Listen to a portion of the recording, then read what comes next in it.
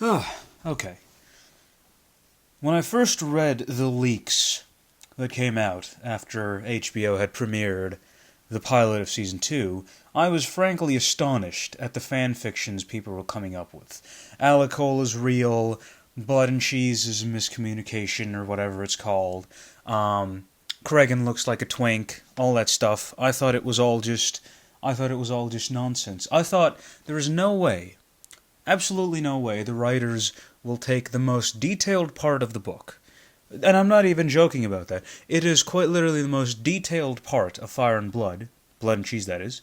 And when they turned it into what they did... Well, you know what? Let's go chronologically. Because even though I have a lot of shit to say, I feel like this video may end up taking too much time.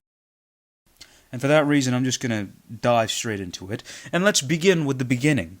Cregan looks like a twink. I thought that was bullshit. Why can't you just give him a beard? What's so wrong about... Does anybody in this goddamn show have a beard except for Otto? The entire Winterfell sequence was very underwhelming, in my opinion.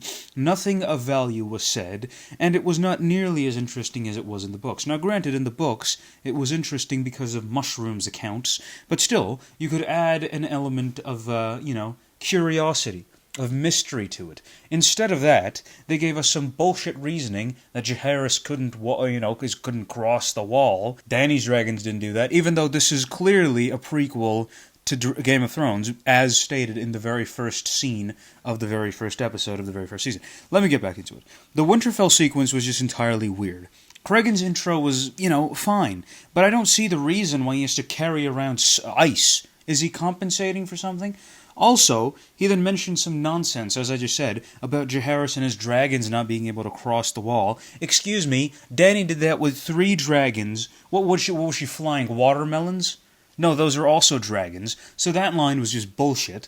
They didn't need to mention that. He also then says that he has 2,000 old dying men. You know what, I think there are more than 2,000 old and dying men in the north, but for some reason that's the number he just throws into the mix. And on top of that, his accent is so weird. He quite literally, it just sounds like they're trying to make Ned come back, and that's why they made him the whole, it's not a duty, it's an honor, you serving the wall, my forefather, you know what I mean. I'm sorry for the shitty accent. If instead of this Winterfell sequence, we actually got the Vale sequence, it would have been very interesting. You know why? Because the Lady of the Vale had to fight against her uncle to get her inheritance, similar to how Rhaenyra was named heiress, in spite of Daemon.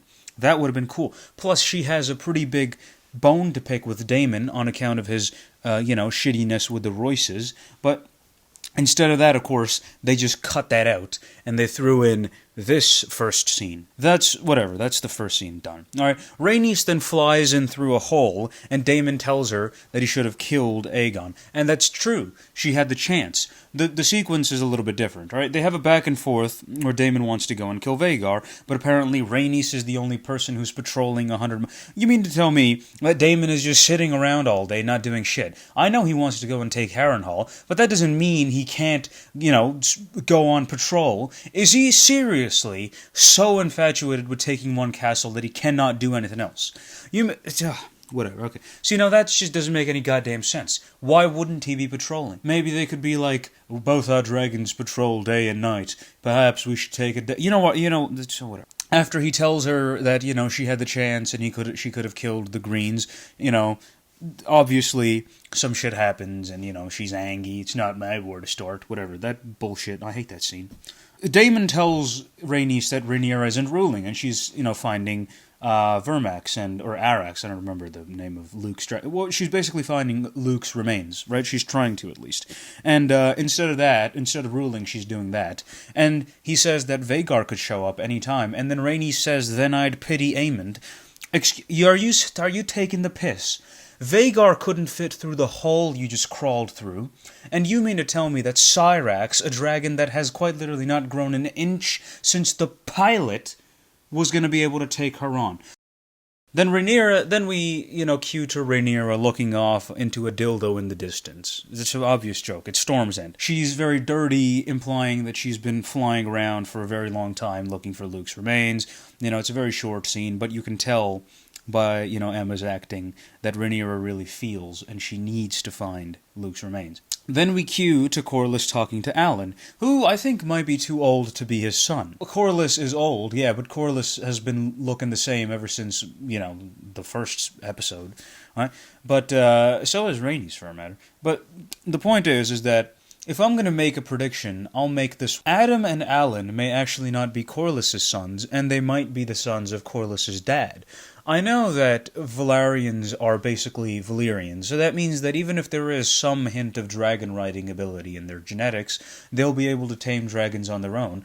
And they might do that because, of course, they want to keep Corlys, free of the allegations of cheating on Rhaenys, but yeah, that's the only reason why they might do that. So yeah, the whole back and forth is nothing spectacular. I mean, he's just talking about his boat or his ship. There's some soldiers on the wall, and Vhagar flies around the city.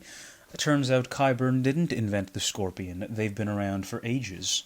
Aegon then walks into Helena's chambers and talks to her. He wants to take Jaehaerys to a small council meeting. She says, but what if he doesn't want to be king? He gives a really weird, face. And Jaehaerys also there, but I think she may also be autistic, just like Helaena is. And then we get into my first biggest disappointment of the episode. It's the first scene with Alicent and Criston. Why? Why would this... Why? Why would... There is no plausible reason for you to make Alicent and Criston two people on the show who are arguably among the few who do not look at sex the way anybody else does, and then you have them be casual buddies. That's not even character assassination. That's like going back in time and giving a vasectomy to your grandfather, so that you may not even exist. It's that level of stupidity. And it pisses me off so much, because I made a whole-ass video about how I want Criston's motivations to be a zealous one. I want him to be infatuated with Alicent in a way where he wouldn't act upon his desires, right? Or maybe he even not have them to begin with. Instead of that, we have... what is his point? What is this? He was at least cool in the books. What is the point of this? Oh my, that's so fucking annoying. And it also makes Alicent a hypocrite, right? Alicent is a woman who has pious and virtuous ideals, right? She's a religious woman. You mean to tell me she would throw all that away over a chance to bone Cole? I mean, yeah, I know that she thought he was very good looking in the first episode, but that doesn't mean that you just throw away her entire life. And also, I don't know if this is true or not, but I saw some post on Reddit or Instagram or something where they're trying to make it blatantly obvious that they're doing this to invoke their memory of Rhaenyra. Let me get one thing absolutely straight, alright? Cole was assaulted by Rhaenyra, and Alicent she's envious of Rhaenyra because she gets to live her life however she wants, but that's not the only point of Alicent. Right, there's more to her than just being angry that Rhaenyra gets to bang whoever she wants and walk away with obvious proof that it's whoever she wants. But obviously, they had to make an asshole of these two characters, and so they made them, do whatever they... And then she says, we cannot do it again. Why the shit did you start doing it in the first place? There is no way to explain this goddamn behavior. That's just... it's annoying. And then Cheese is just walking around in the Red Keep. I know they're trying to build up to it, but I think it would have been a lot more dramatic if neither blood or cheese... Well, blood isn't shown at all. But if Cheese was not shown until the absolute end. I also don't know if the dude's name is actually Cheese. That's just what we call him. Aegon sits down, or Aegon and now Jaehaerys walk into the small council meeting. When Otto tells him that the letters of the Vale in the north are going unanswered, he just calls them the C word in such a nonchalant way. It's absolutely hilarious. Jaehaerys is messing with Tyland. That's a cute scene. It's pretty obvious that Aegon loves his kid, even if it is just as an extension of himself. I mean, he doesn't know how to raise him properly because he wasn't raised properly, so he just lets him have his way and have his fun. He has the broadest smile. I should have added a photo of that. But he has the broadest smile on his face. It's like the widest he's ever smiled. TGC's acting is so beautiful. And apparently Alicent has been writing to Rhaenyra. Newsflash, asshole, she doesn't want to write back. Anyway, Aegon then asks Tyland to carry around Jaehaerys like a pony. Tyland Lannister is a horse? Sorry, Glidus is going to have a great time on that one. Aegon wanted Rhaenyra dead. continuing on with the small council meeting. But, Otto then looks towards Alicent in a really sly way. I was of the opinion that Otto asking to kill the Blacks in the 9th episode was just a breach in character. Because he doesn't even do it in a smart way. You'd imagine Otto Hightower, the dude who's basically been scheming ever since he got to the capital, would have a better contingency plan. But he doesn't, apparently. He just wants some Harold Westerling dude to go and kill them all. But, I thought that was a stupid mistake to have him mention that. But then he looks at Alicent in a really sly way, like, yeah, bitch, I told you so. 9th episode is a nightmare. Aemond walks in, absolute thick-shafted Chad that he is.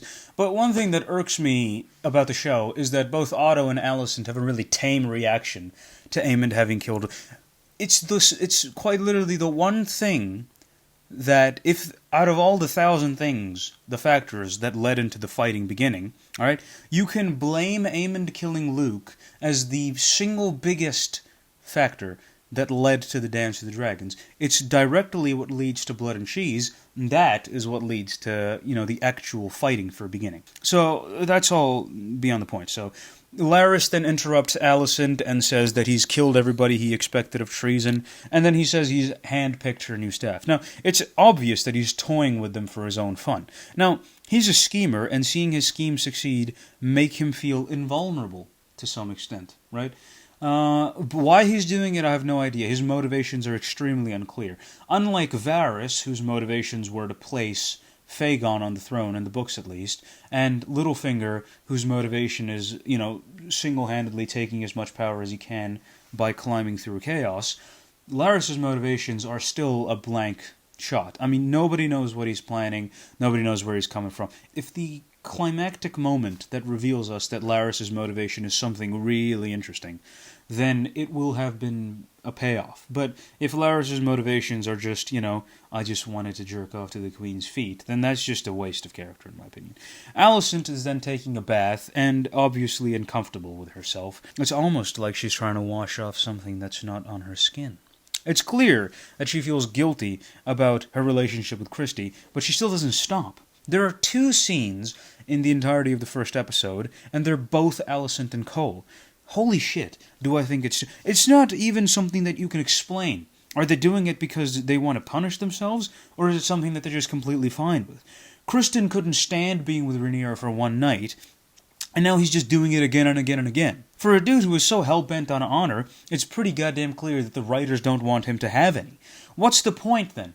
Is it comic relief? Because I sure as hell wasn't laughing. Rhaenyra is still in the shadow of the dildo. She finds the wing of Vermax, basically, and then she finds Luke's cloak. She breaks into tears. Now, her entire appearance in this episode was struggling to find Luke's remains. Rhaenys mentioned to Daemon earlier that how hard it was for her to come to terms with the fact that Laena was dead, and she only really came to terms with it after she saw her corpse, or her bones, right? So it's obvious that Rhaenyra needs confirmation that Luke is indeed dead. It's a really clear-cut thing that the way that motherhood is really hard for Rhaenyra, because she hasn't had to live with any of her mistakes before, but the first one she makes, and she has to pay with the price of her son. It's a toll that would, that any mother would have on her emotional and well-being and whatnot. So it's heartbreaking, and it's great act. And then Aegon hears petitions. Now, they're trying out some new nicknames. They mentioned the Magnanimous. It's quite a good name. He is then giving away sheep to one sheep herder, and, it's pretty goddamn clear that he's trying to rule, but Otto schools him because he is genuinely stupid. But it's clear he's trying. Now, he's not trying because he's a well-meaning king or anything like that. It's just the fact that his summer high is being a beloved person. He's so emotionally needy that he'll look for it anywhere that he can, and when a sheep herd gets happy that he's done something for him, he feels like he's emotionally satisfied somebody, and that gives him satisfaction. He's just really needy, and he gets that gratification from his people. He does mention a pretty cool line where the efforts of the small folk are so important and whatnot, but that's, it's part of the reason why he's such a interesting character. Also, it's abundantly clear that the writers shot themselves in the nuts when they wrote him to be, like a that thing, a child Fight Club enthusiast, bastard having lack of anything good or godly of a person in the last season, and now they're scrambling to give this dude every bit of characterization and humanity so that eventually when the audience finds out that he knows that his son's head is gone, they feel bad for him. You know how you could avoid that is by writing him differently, but they didn't do that, did they? It's still pissing me off that out of every single account in the book that they could have chosen for Aegon, they went for the one that made him look like the most devious, sadistic son of a bitch in the show, and now they're quite literally looking for scraps on a table which they wiped clean last season. It's really, you know how hard it is to make a character like Aegon rootable? It's very hard. Daemon is a dickhead, sure, but at least we get to see more of Daemon. That's not all that is about Daemon. Right? He's every single thing that is wrong with a human being, but to some extent, he has an emotional side that sometimes makes it seem like he's a person. Aegon, on the other hand, in the entirety of the last season, says one single thing that could dictate that he is actually a person, and that line was improvised by TGC. It's so stupid. And then a person named Hugh comes in, like some union member of the blacksmiths or something like that, and he asks for money. Now, if this is the actual Hugh from the books, that I think it is, then it'll be a very interesting thing to see how they, make this character interesting. Partly because, in the books, the Hugh that I'm talking about is just some random nobody who lives on Dragonstone. But if this Hugh is in King's Landing, and he's quite happy with Aegon, then that means he could be a planted agent the entire time, giving the Blacks the false sense of agency and, safety that they might have imagined. Now that would be interesting. Right? That's how you do character swaps. For the non-book readers, this Hugh is just some rando. But then when he eventually tames a dragon, he's like, oh shit, he's something special. And then eventually when he switches sides, it's like, oh shit, he is. You know what I mean? And then Larys has a scene with Aegon where he's plotting against Otto. Apparently Visy was very pliable, I don't remember. Now, Larry's motivations, as I mentioned, are as unclear as darkness. He has a creepy obsession with Alicent, but at the same time he wants to undermine the power of anybody around him so that he can ultimately take control of the situation. He does so by killing his family, abusing Alicent, and now he's plotting against Otto. If he's an agent of chaos, then it'd be very quite interesting to see. But if he's just, the main reason why Rhaenyra can't rule, which is possible, then it'll just be, like a meh. Right? Otto and Alicent then argue that their plan didn't work. Are you serious? Aegon is king, and the Blacks have no advantage given the current situation. I think your plan worked out perfectly, until the end of the episode. But basically, the thing that irks me, as I mentioned, is that Otto and Alicent are really angry at Aemond. We could have had that scene, but instead of that we had this twink sequence in the beginning. We didn't get to see Otto's reaction to Aemond having killed Luke. We didn't get to see whether or not Aegon throws a feast or not, which would do his character absolutely no favors. But still, they want Aegon to get over this summer high, ruling that is, so that they can eventually take control. Now, I don't know where the hell Alicent is going with this one. Because, yeah, sure, to some extent the Green Council wanted to have power, but they would never have done so at the cost of letting Aegon rot on the throne. I don't know where Alicent's character is going with this, and if I have half a mind and listen to anybody who has leaks, I'm now starting to believe that at the end of the whole thing, Alicent is going to poison Aegon because she betrayed Rhaenyra. Ooh, it's going to be her last redemption act. Bullshit. The Valyrians find a ship heading towards Dragonstone. They find goats and Mysaria, whose accent is much better. It's also good that Eric found her, because some other dude may have just murked her right there and then. They take Mysaria to Daemon, and then, Daemon is really angry at her because, she benefited off the Hightower's treachery and she crowned Aegon. He's shooting the messenger, like he did in episode 3. He imprisons Mysaria. He also gets pissed at everybody who saw Aegon crowned. Eric, Mysaria, Rhaenys. Out of all these three, the only person he has actual anger towards should be Rhaenys, because that idiot could have ended the entire show. And it would have been a logical thing to do. It's not her war to start. Bullshit. Huh? Bullshit. Her grandchildren's legitimacy and their, inheritance is being questioned, and you mean to tell me it's not her fight? Is he justified on his anger? Yeah, sure. We know if he held the gun, he would shoot straight, but he's being confined into this cramped little space where Rhaenyra is undermining him, and Rhaenys isn't letting him off the leash. Or sorry, the other way around. Rhaenys says, "It would be were you the king." Obviously, shooting where it hurts him. He doesn't like being, the second in command. He wants to be the first one. And of course, Rhaenyra doesn't really do anything. He's stuck in this endless paradigm of power struggles, and it's interesting to see. It'd be very interesting as well to see how Daemira is separated, because God forbid, if the show starts showing us that this is a paragon of a healthy relationship, it's Jover for us people. Rhaenyra returns to Dragonstone. Daemon walks right into her face. What are you doing, bro? All right, give her some space. It's not even near. He's just in her mouth, figuratively speaking.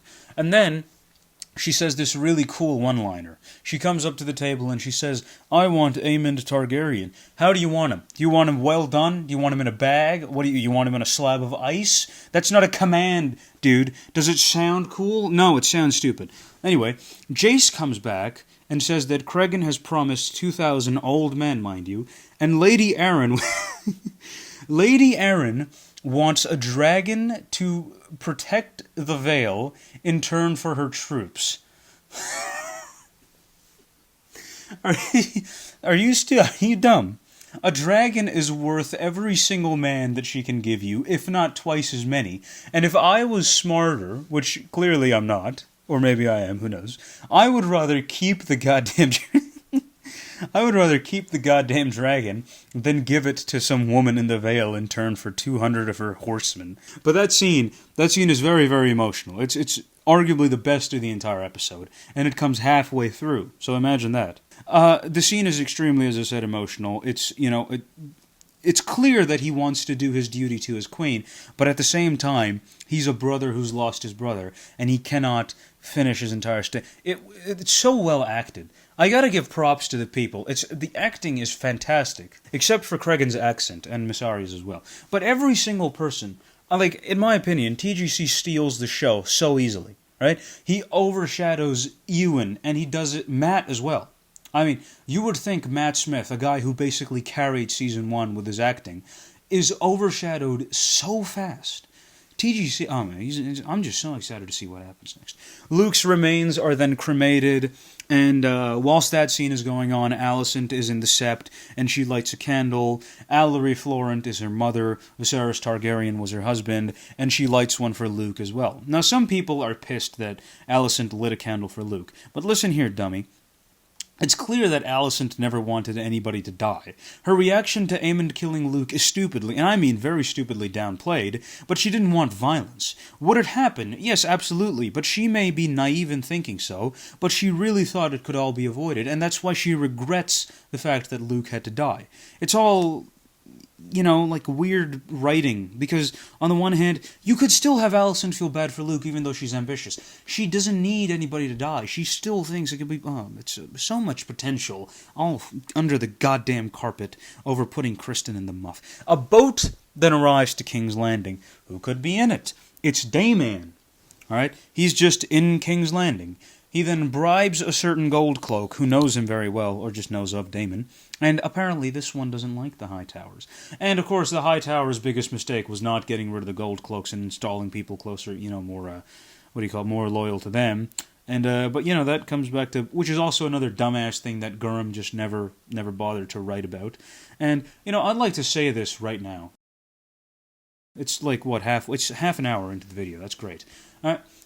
I know for a fact that Gurm wrote the dance to be a really idiotic conflict, but there are so many things that us readers can point out as stupid. The dragons die really stupid deaths. Some of them die simultaneously, one after the other. I mean, Tizarian, Vermithor, Silverwing, and Seasmoke all die together. Vhagar and, then the other two, Sheepstealer gets away. The dragon pit, scene... It's clear that he just wanted to kill the dragons, but he couldn't be bothered with writing a good story. But whatever. He meets with Blood, and then he takes him to a rat catcher named Cheese. And now, this is the part where he's negotiating and whatnot and shit, right? And then he says, And then she says, "What do we do if we don't find him?" And Daemon doesn't say anything, but he just looks up. Now, it's not the smirk that people were saying in the leaks, but it's very much so just a straight face. It doesn't really signify that Daemon is asking for any prince's head. The amount of times that the misunderstandings in this goddamn show have taken precedent over actual actions is both annoying and frantically hilarious that it can happen that many goddamn times. Anyway, words are wind. Criston and Aemond are discussing war efforts, and Aemond thinks that Alicent is too stupid for still trying to negotiate, right? Whereas they think the war has all started. And he's right. It's a naivete that isn't helping her character. I mean, if Alicent was better written, she'd be gathering support as we speak. But instead, she's been writing letters to Rhaenyra. Newsflash number 2, dickhead. She doesn't want your goddamn letters.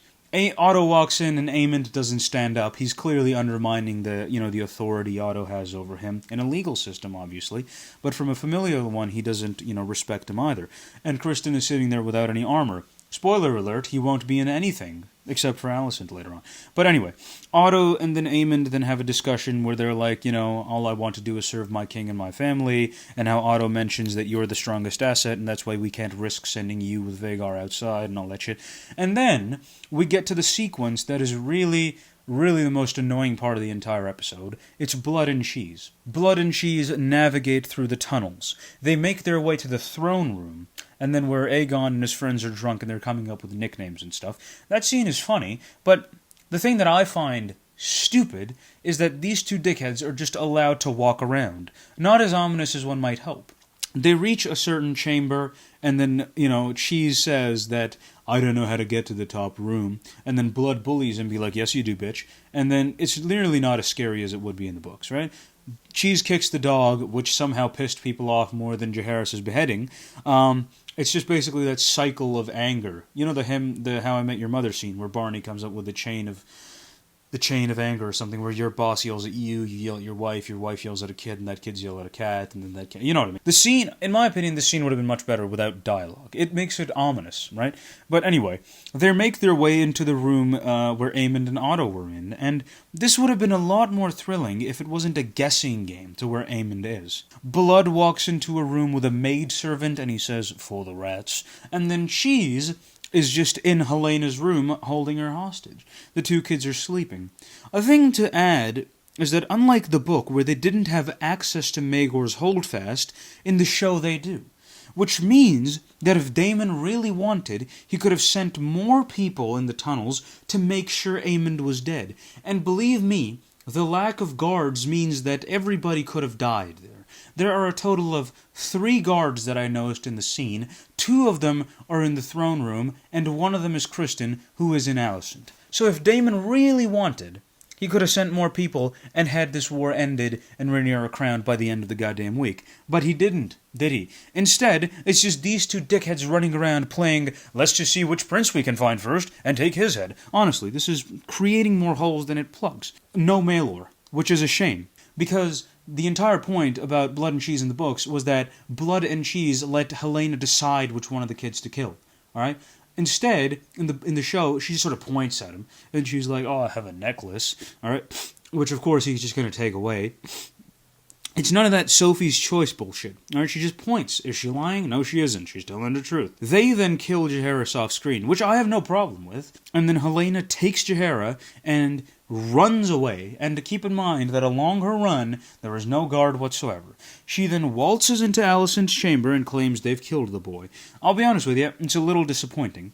All right, and I'll explain why now.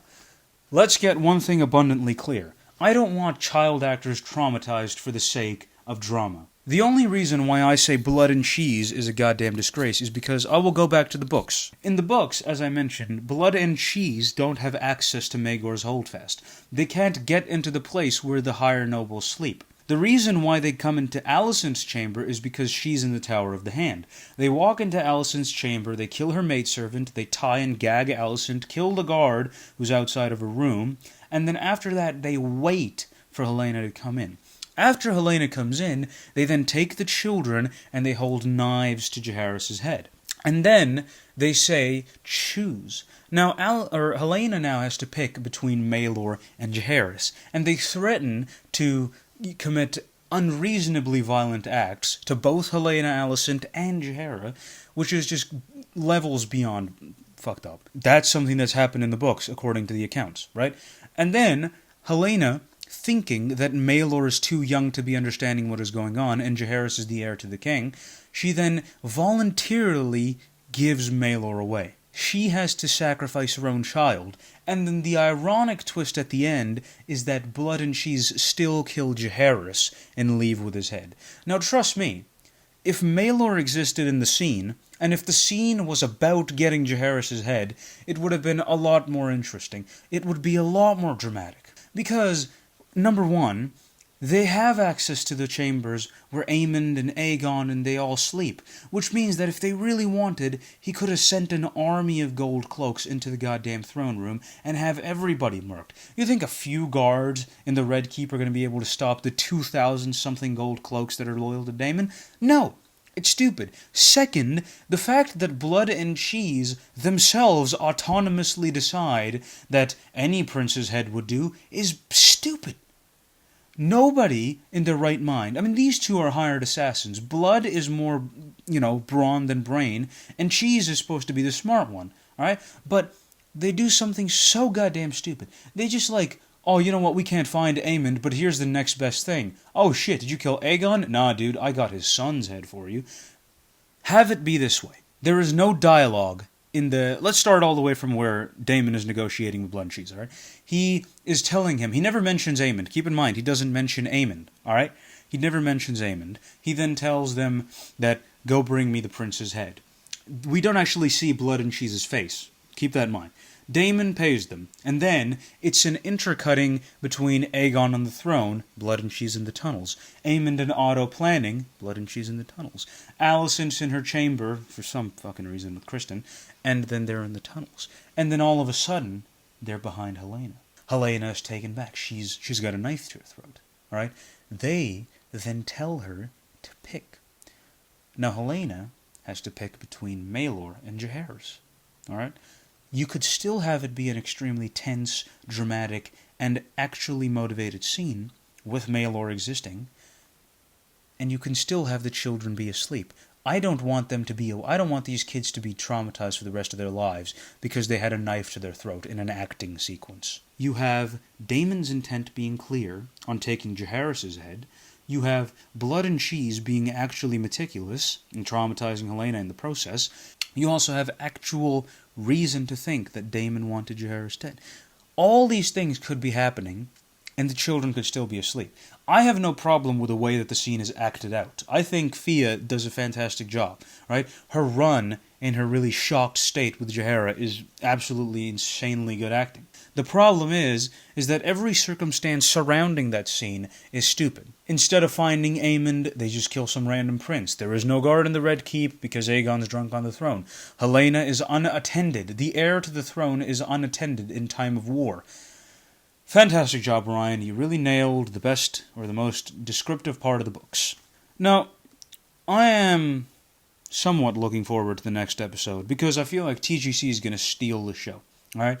However, I feel like people aren't going to feel bad for Aegon, partly because you wrote him to be an absolute asshole in the first season, and you didn't give him enough time in this one. I already mentioned how it's going to be hard to come to sympathize with children when you've only had about 60 seconds of them being on screen. I already mentioned all that. But now, it's about the next episode. I thought this episode was 6.5 out of 10. It would be a 7 or an 8 even if Blood and Cheese was well done, but no, it isn't. So it's a rather menial start to season 2. And I have been told that the second episode by people is that it's the best one of the first 4, which are the episodes that people have seen in the premiere. So I am still excited about it, and I'll still watch it, and I'll still make a video, and let's just hope that it's better than the last one. Cheese